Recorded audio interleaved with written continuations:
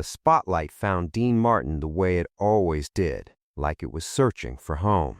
The Sands Hotel showroom in Las Vegas, 1964, hummed with the electricity of money and dreams, and the absolute certainty that, for the next hour, the world belonged to the man in the perfectly imperfect tuxedo. Dean stood at the microphone, tie just loose enough to suggest he didn't try too hard, martini glass, catching the light like a crystal prayer. He was singing "Everybody Loves Somebody," and the room was his congregation. But between the second verse and the bridge, something shifted. Dean's eyes drifted past the front row, where the high rollers sat, past the velvet ropes and champagne buckets, and landed on a commotion near the restaurant entrance. A young Mexican-American man in a pressed suit stood with his wife and child, hope dimming in their faces as the maitre d' spoke in the kind of hushed, polite tones that delivered cruelty with a smile. The band kept playing, but Dean had already left the building. The family had saved for months to see Dean perform. To them, he wasn't just entertainment. He was proof. The son of Italian immigrants who had made it, who sang in accents and crossed cultural lines with every verse, who showed that America had room for people whose names didn't fit neatly on marquees. But their skin was brown, their heritage was written in their faces, and the restaurant manager was delivering his verdict with practiced ease. "Your reservation seems to have been misassigned," he lied smoothly. "We're at capacity tonight. Perhaps you'd be more comfortable somewhere more suitable." The words hung in the air like a slap. The husband's fingers tightened around his hat. The wife pulled their son closer, trying to shield him from understanding what was happening. They had dressed for celebration, for belonging, for one night when they could sit in the same room as the legend whose records they wore out in their living room. Dean finished the song to thunderous applause, but his smile had turned to glass. He bowed with that trademark lazy charm, but behind his eyes, something ancient and Italian and unforgiving had awakened. He recognized the scene, the polite exclusion, the manufactured reasons, the way power dressed up prejudice in policy. He'd seen it in his father's barber shop in Steubenville, felt it in the early days when Dino Craschetti had to become Dean Martin to get through certain doors. Most men would have made a scene. Most men would have called reporters, organized protests, turned injustice into headlines. Dean Martin did something different. He made a phone call to his lawyer, then another to his accountant. Then he waited, signed some papers, and bought the entire building. The restaurant, the offices above it, the parking lot behind it, all of it. 3 weeks later, on a Tuesday morning when the manager arrived for his shift, Dean was sitting at the best table in the house. He wasn't drunk. That was just the act. He wasn't smiling. That was reserved for paying customers. He was wearing sunglasses indoors and drinking coffee that had gone cold an hour ago, waiting for a man who had no idea he was about to learn the difference between celebrity and power. The manager recognized him immediately and approached with the kind of obsequious charm reserved for famous patrons. Dean looked up slowly, removed his sunglasses, and delivered the news with surgical precision. "You work for me now. Actually, you worked for me." Past tense. The man who had turned away a family for the crime of hoping they belonged was fired before lunch. Dean never spoke about it publicly. He never used it for headlines or praise. He simply made sure that one small corner of the world became a place where dignity mattered more than skin color. Dean Martin spent his life making the difficult look easy, but stories like this reveal the heavy cost of that cool. If you want to keep the memory of the true Rat Pack alive, consider supporting the channel by buying me a coffee using the link in the description. Your support helps us uncover these lost legends. Now, let's go back to that Tuesday morning in 1964, when the king of cool became something far more dangerous, a man with a conscience and a checkbook. The first thing young Dino Craschetti learned about America was that his father's hands were considered too rough for respect, no matter how gentle they were with a razor. In the cramped barber shop on South 7th Street in Steubenville, Ohio, the air hung thick with bay rum and the unspoken rules of belonging. Gaetano Crocetti worked with the precision of a man who understood that every haircut was an audition for acceptance he might never fully earn. The customers called him Guy because Gaetano was too foreign, too difficult, too much of a reminder that the man holding the blade near their throats had arrived from Italy with nothing but calloused hands and fractured English. Dino would sit on a wooden crate in the corner, pretending to read comic books while actually studying the performance. He watched his father smile through casual contempt, laugh at jokes about garlic and greasers delivered like they were compliments, count change twice when certain customers paid as if immigrants were naturally inclined toward theft. The boy learned to read the room before he learned to read music, noticed which customers his father laughed with and which ones he laughed for, understood the difference between genuine warmth and survival instinct. "Papa, why you let them talk like that?" Dino asked one evening after the last customer had left, when the doorbell finally stopped jangling and the lights were dim. His father kept sweeping hair into neat piles, the bristles whispering against tile like an apology. "Because they pay," he said quietly. "Because they can go somewhere else. And because, one day, maybe you don't have to listen to this." That conversation planted a seed that would grow into something both beautiful and dangerous. Dino understood that respect was something you performed rather than received, that America would love you if you made yourself easy to love, if you softened the foreign parts and amplified the familiar ones. So he hired coaches to sand the edges off his father's music until his words came smooth and American.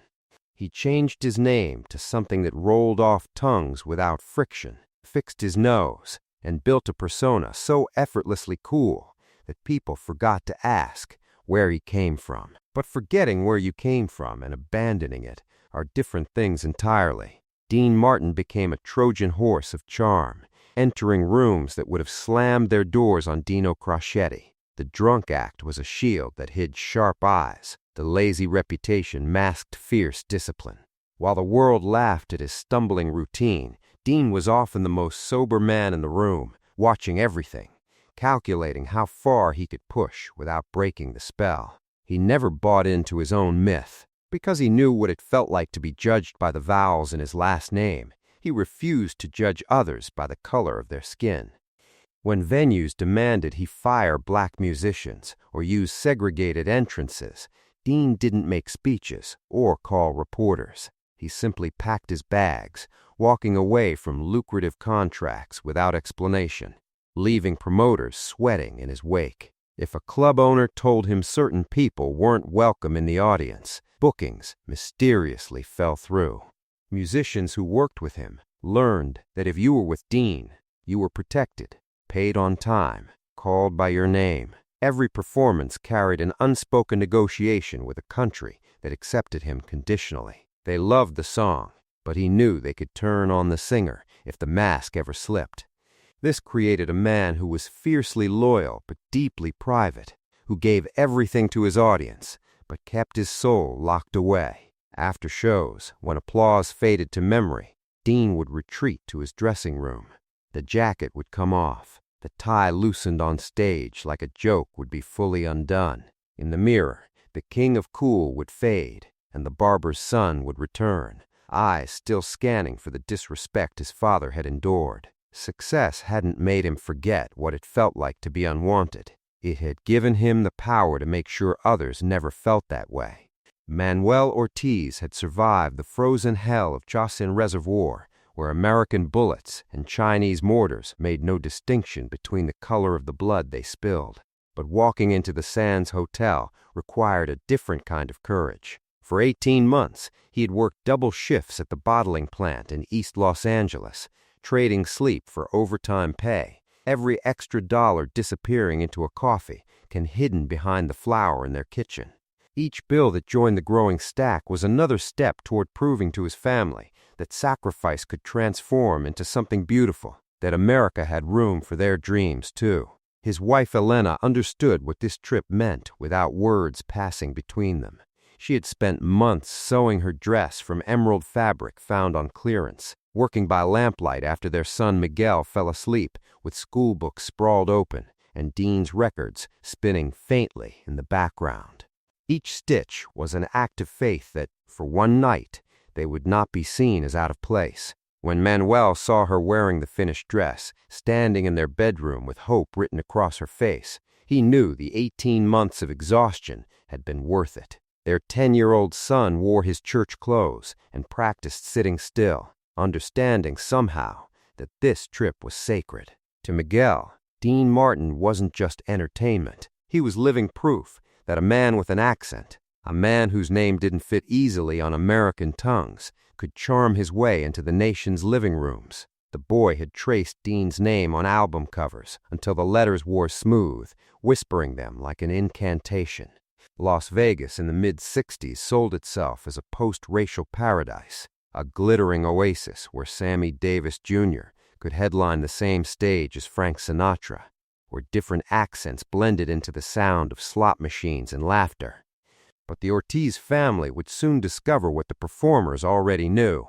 The integration was theatrical, existing only under spotlights. Behind the scenes, in the restaurants and hotel lobbies, the Mississippi of the West reasserted its brutal geography with surgical precision. 3 hours before showtime, Dean Martin stood in his dressing room performing his private ritual.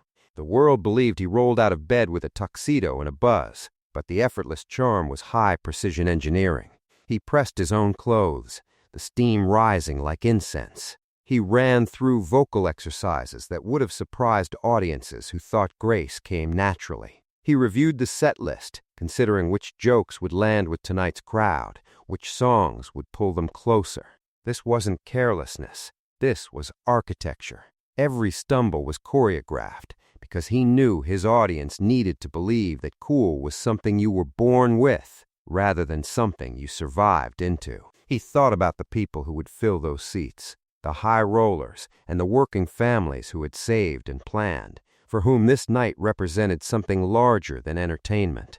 Dean never forgot that trust was sacred, and he honored it by never letting them see the machinery behind the magic. The Ortiz family arrived at the restaurant 45 minutes before showtime, their reservation confirmed twice by phone. Miguel's nose pressed against the glass as he watched the elegant crowd inside. But the Materdas saw something different when they approached. His smile was professional and empty, his eyes performing calculations that had nothing to do with available tables. Manuel presented their confirmation with the quiet dignity of a man who had learned to navigate hostile territory. The manager examined the paper as if it were written in a foreign language, then deployed the weapon of bureaucracy with practiced precision. A mistake with the reservation system. An unexpected private party. Perhaps they would be more comfortable at a different establishment, one more suited to their needs.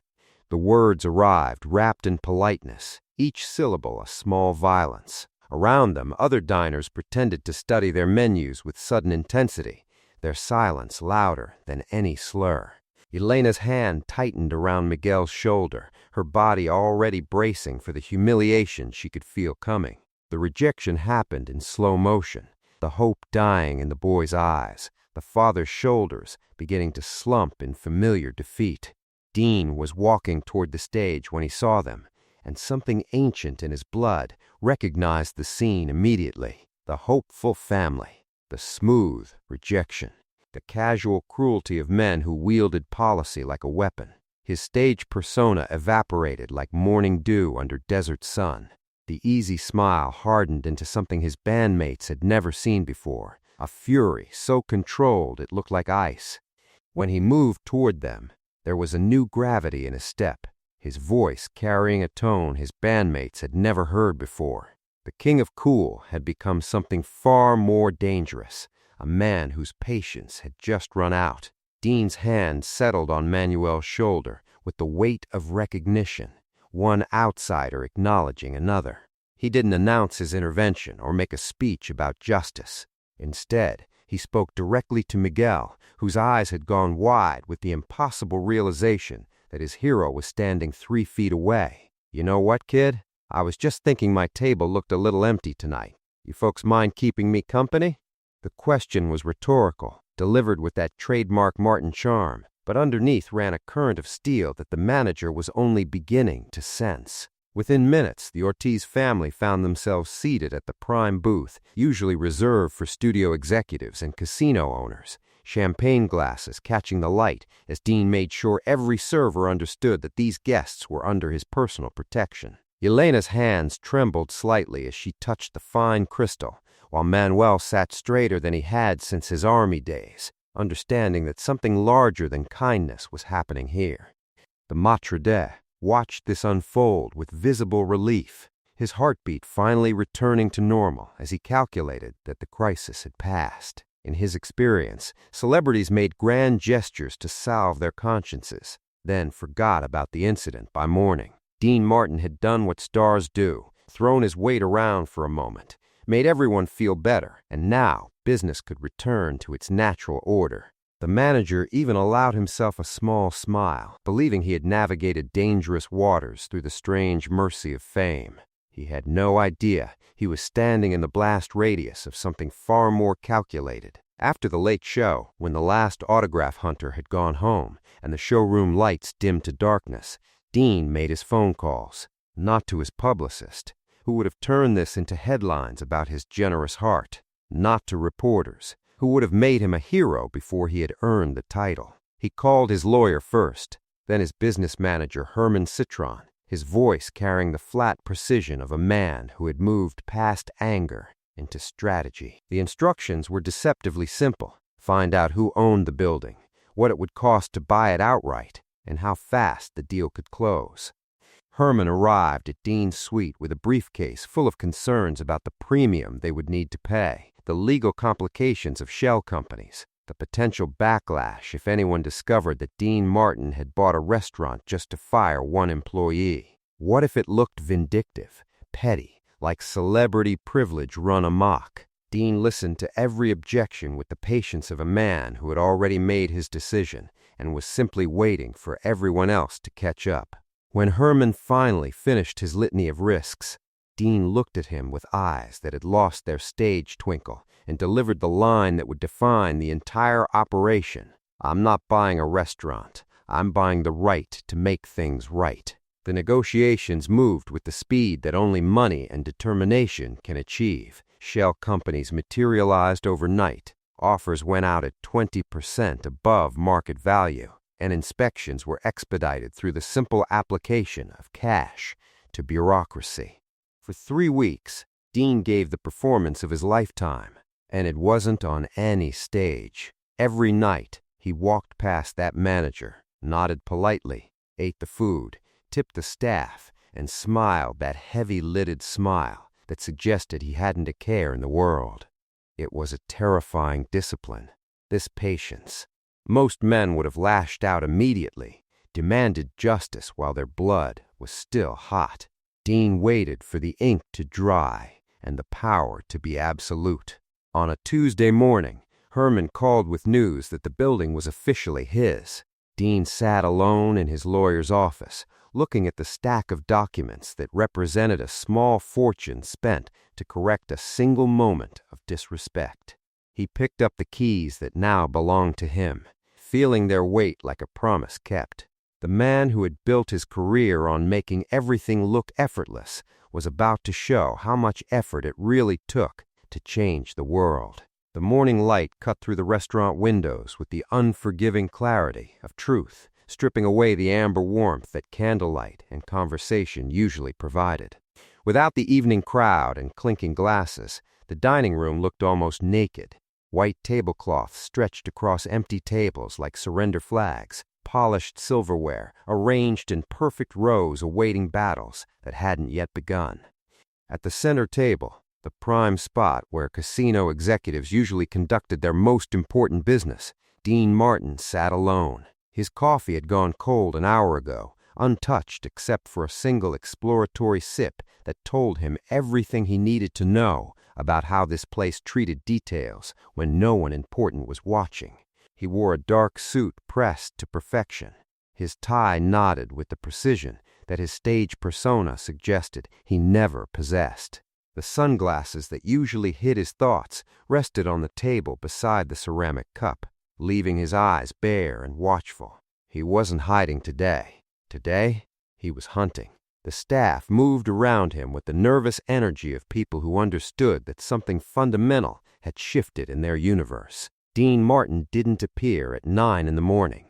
Dean Martin arrived when the lights were low and the martinis were perfect, when the room hummed with the electricity of money and entertainment. Seeing him in daylight felt like witnessing a magic trick performed backwards, all the machinery suddenly visible. The manager arrived at 9:30 sharp with the heavy-footed confidence of a man who believed himself essential to the natural order. His keys jangled against his hip in the rhythm of routine as he pushed through the front door. Already mentally arranging the day's small tyrannies, he nodded to the prep cooks with proprietary satisfaction, checked the reservation book like a general reviewing battle plans, and was halfway to his office when his peripheral vision registered the impossible, a figure sitting alone at table 7. Recognition came in waves that crashed against his composure with increasing force. First, confusion. The restaurant wasn't open. How had someone gotten inside? Then the profile clicked into place, the unmistakable silhouette that graced album covers and movie posters, and confusion gave way to the automatic smile he reserved for celebrities and high rollers. But something in Dean's posture, in the way he sat without his trademark slouch, triggered an alarm that his conscious mind hadn't yet learned to interpret. He approached with his usual obsequious charm, forcing his feet to carry him forward. Even his primitive instincts screamed retreat. "Mr. Martin," he began, his voice pitched just above a whisper. What an unexpected pleasure. "We weren't expecting you this morning. Is everything all right? Can I get you something fresh?" He gestured nervously toward the cold coffee, desperate to serve, desperate to transform this strange encounter into familiar territory.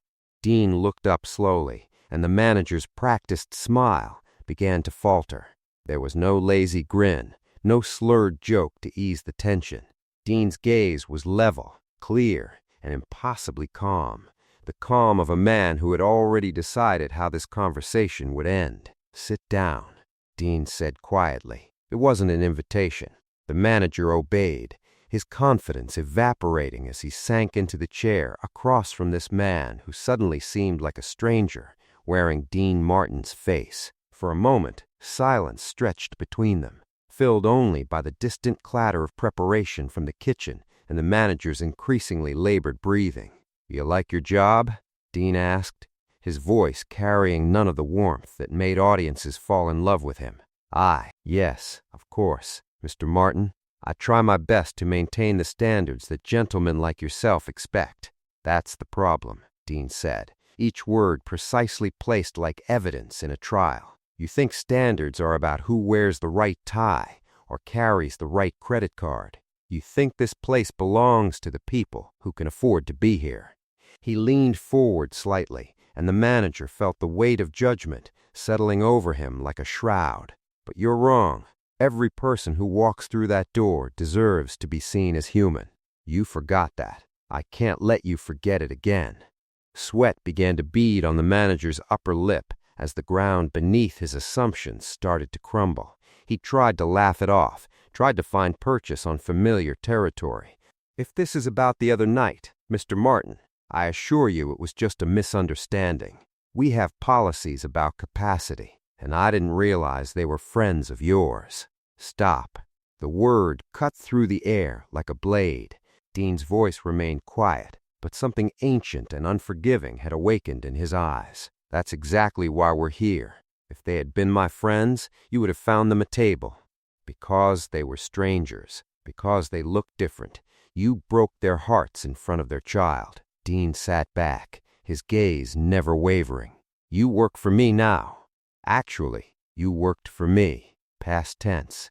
The manager's face cycled through confusion, disbelief, and dawning horror as the implications assembled themselves in his mind. "I don't understand. What do you mean, worked for you?" "I bought this building 3 weeks ago," Dean said with surgical precision.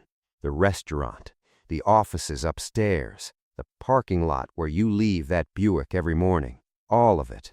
He let that sink in, watching the color drain from the man's face, like water from a broken dam.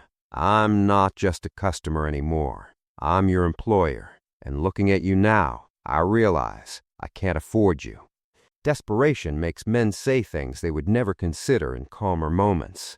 The manager launched into a cascade of excuses, misunderstandings about policy, pressure from previous ownership that no longer existed, the difficulty of managing different types of clientele. He apologized to Dean, to the empty restaurant, to the air itself, his voice climbing toward panic as he realized that all his small kingdoms were crumbling simultaneously. He offered to make amends, to change, to personally ensure that incidents like that night would never happen again. Dean let him finish, let him exhaust every avenue of escape before delivering the final verdict. When he spoke again, his voice carried the weight of absolute finality. I'm not firing you because you're a bad manager. I'm firing you because you're a bad human being. And I can't teach you how to be better. The words landed like a gavel coming down. There was no appeal, no negotiation, just the simple presentation of a new reality. Dean stood, straightening his jacket with the same casual precision he used on stage, and placed a set of keys on the table next to the cold coffee. By noon, the paperwork was complete. Severance calculated, legal forms signed, security called to escort the former manager from premises he would never control again. Dean gathered the remaining staff in the main dining room, his voice gentle but firm as he assured them their jobs were secure, their wages would increase, and the only requirement for service from this day forward would be that guests arrived hungry and left satisfied. New policies appeared overnight, no discrimination, based on race, religion, or appearance. Training sessions on dignity and respect became mandatory. The restaurant transformed from a place that tolerated cruelty into one that actively rejected it, where hospitality became what it was always meant to be, a promise kept between strangers. Dean walked out that Tuesday morning without fanfare, without press releases, without the standing ovation that such an act might have earned in a more public venue. He simply got in his car and drove to his next rehearsal, never speaking about what he had done. The incident would remain buried beneath the legend of the drunk who didn't care, just one of many quiet corrections he made in a world that was too loud with injustice. But in that small corner of Las Vegas, the rules had been rewritten, and dignity had found a permanent address. Miguel Ortiz was 83 when his grandson found him in the living room at sunset, holding a photograph so faded that Dean Martin's figure seemed to be dissolving back into the spotlight that had created him. The black and white image showed the king of cool mid-performance at the Sands, caught in that characteristic lean toward the microphone. But Miguel's trembling hands held it like it contained something more precious than celebrity, like it held proof of a miracle he had never fully understood. Daniel had driven down from UCLA to help his grandfather sort through old boxes, expecting to find dusty records and forgotten birthday cards, not this moment of quiet reverence over a Las Vegas postcard from 1964. When he asked what was wrong, Miguel looked up with eyes that had suddenly traveled back 50 years, finally ready to share a story he had carried in silence because he had never known how it truly ended. The tale emerged in careful fragments, each detail polished by decades of grateful memory. Miguel described his mother's emerald dress sewn by lamplight, his father's calloused hands presenting their reservation like a passport to belonging, the manager's polite cruelty that cut deeper than any slur. He told Daniel about Dean appearing like an answer to a prayer they hadn't known how to voice, about sitting at that prime table, feeling both rescued and bewildered, about watching their hero perform while understanding that something larger than entertainment had just occurred. But what Miguel had never known, what his family had carried for half a century as a simple act of celebrity kindness, was the true architecture of Dean's response. They knew he had been generous with his table and his time. They assumed star power had briefly aligned with justice. They never imagined that Dean Martin had bought an entire building just to ensure one cruel man could never break another family's heart. Daniel discovered the truth 18 months later while researching entertainment industry labor practices for his doctoral dissertation. In the climate-controlled archives of the Clark County Recorder's Office, buried among thousands of property transfers and corporate filings, he found the Shell Company documents dated exactly 3 weeks after his grandfather's story. The paper trail led from anonymous entities through a maze of legal firms to Dean Martin's business manager, revealing a sale price that made the elderly archivist whistle when Daniel showed her the numbers. His hand shook as he photographed each page, understanding that he was holding evidence of something the world had never known.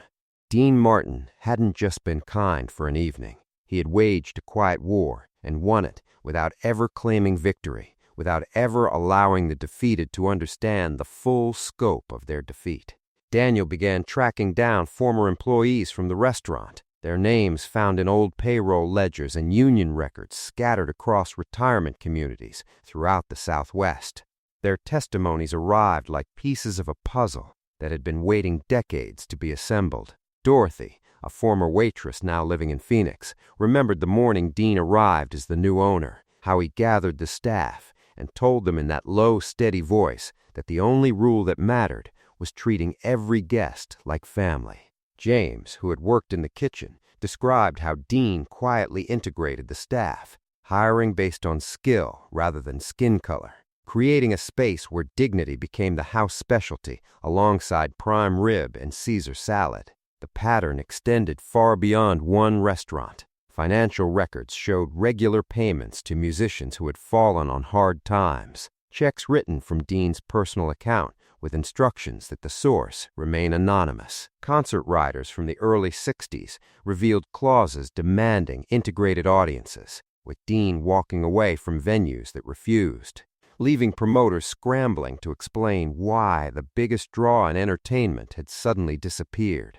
Civil rights organizations received donations with return addresses listing shell companies and law firms. Dean's name appearing nowhere in the paperwork, but his fingerprints evident in the amounts and timing. As Daniel assembled his research, he began to understand why Dean had chosen silence over sainthood. Partly it was the humility of an immigrant's son who remembered what it felt like to be judged and refused to turn kindness into currency. Partly it was strategy. Dean understood that public heroism invited scrutiny that could limit his ability to help others, that staying beneath the radar meant he could strike again and again without anyone building defenses against his generosity. But mostly, it was exhaustion with the performance of being Dean Martin, the drunk who stumbled through life without caring about anything deeper than the next drink and the next woman. The public consumed that image eagerly because it made them comfortable. A principal Dean Martin would have been threatening, would have forced audiences to examine their own complicity in systems that hurt people. But a drunk, a playboy who couldn't remember his lines, that Dean was safe, amusing, easily dismissed. So he gave them what they wanted on stage and saved his real self for the moments when no one was watching, when he could write checks and rewrite policies and quietly insist that the world be better than it was. When Daniel returned to his grandfather with copies of deeds and testimonies, Miguel wept as he realized the true scale of the gift he had been given 50 years ago. It wasn't just a table at a restaurant. It was a fortress built around his family's dignity, constructed by a man who understood that some battles must be fought in the shadows to be truly won. People need to know, Daniel said, watching his grandfather trace Dean's signature on a photocopy of the sale agreement. They need to know that the coolest thing he ever did wasn't singing or acting or being part of the Rat Pack. It was this, using his power like a scalpel to cut away the cruelty when no one was looking. The decision to share the story publicly felt like breaking a sacred seal. But Daniel realized that true legacy isn't what gets written on marquees or carved into stars on Hollywood sidewalks. It's what survives in the hearts of people who were saved when salvation seemed impossible, who were lifted up by hands that never asked for applause. Dean Martin's greatest performance wasn't on any stage. It was the act of being quietly heroic when no one was watching, of making the world slightly less cruel one restaurant, one musician, one rejected family at a time. Dean Martin spent most of his adult life as the brightest light in any room, and like all flames that burn for others, the heat came at a tremendous personal cost. To the world, he was a perpetual motion machine of charm, always on, always ready to transform the world's complications into something smooth and effortless. But being everyone's candle meant burning himself to provide that warmth, carrying the weight of constant performance while never allowing the audience to see the man breathing heavily beneath the perfectly pressed tuxedo that served as both costume and armor. His legendary habit of walking away has been misunderstood by history as laziness or indifference, but viewed through the lens of the Ortiz family incident, a different pattern emerges entirely. Dean's departures were actually the most principled form of protest available to a man who understood that, in an industry built on ego and exploitation, the most devastating weapon was the simple removal of his presence. When the Martin and Lewis partnership became a machine that ground Jerry into exhaustion, Dean didn't negotiate or make demands. He simply packed his bags. When television producers pushed him to participate in humor that punched down at the vulnerable, when contracts became cages that required him to compromise his principles, Dean's answer wasn't a press conference or public confrontation. It was an empty chair where Dean Martin used to sit, and the terrifying silence that followed.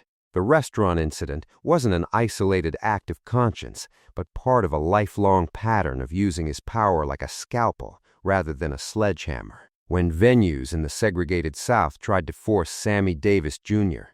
to use separate entrances or stay in different hotels, Frank Sinatra would flip tables and threaten violence, making headlines and enemies in equal measure. Dean chose a different path entirely.